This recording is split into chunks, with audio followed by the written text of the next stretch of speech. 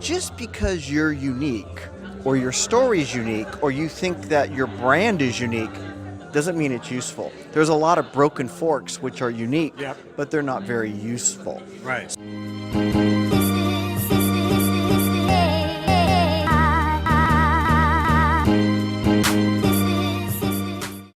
Hey guys, we're here at MAPS. It's just about lunchtime, but I managed to grab Paul Larsen here, who gave an amazing keynote on a number of different topics which I want to be sharing with you. Paul, thank you so much for being here. Thank you, Roberto. It's wonderful to be here. Thank you for the honor and thank you for the opportunity. And Paul, you've been a coach and a speaker focusing on Finding your voice as a leader is my tagline. So living my life and finding my own unique style and voice. Right. And came out with a book a few years ago and really focusing on helping leaders in organizations kind of find their voice, find their brand. Right. And there were 2 points that Paul brought up in his talk, right? Which I found particularly interesting, and I want to share with you guys. And Sure. I cornered Paul so that he can expand on them. It's so the first one was very much, there's a lot of talk about being yourself, embracing yourself, being unique. Yeah. Just be who you are, etc. Yeah. But you also said that just because you're unique doesn't mean you're useful. Right? That's right. So tell us a bit more about that. I used to think, okay, we live our life and everyone says, be who you are, be unique, find your passion, find whoever that is, right? And that's if you think about it, that's a great analogy or a great adage to really live your life. Right. But if you have a message that you want to then convey to an audience, to a team, to an organization, whatever that might be, you need to make sure that message is useful.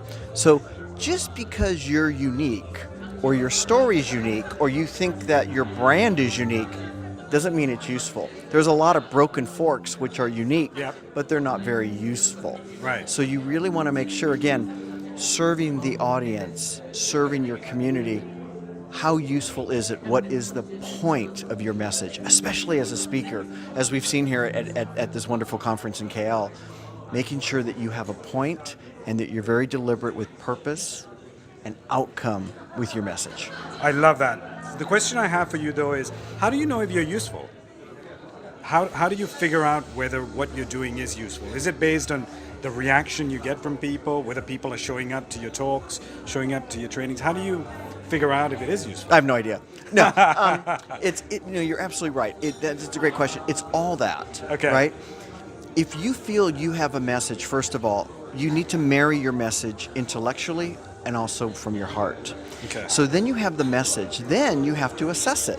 Then you've got to create what I call kind of your dashboard to figure out how useful is this? Is there an audience for it? Right. And that's when you go out let's say as a speaker or as a leader, whatever that might be, or author, whatever you might be scribing or creating, you go out and you test it. And that's where speakers, I think, sometimes you have to be vulnerable.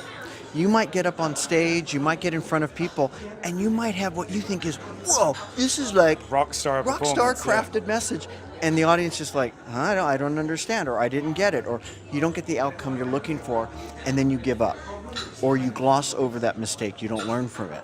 And it's constantly the old throwing kind of the darts and seeing what sticks. Or if you get a bullseye.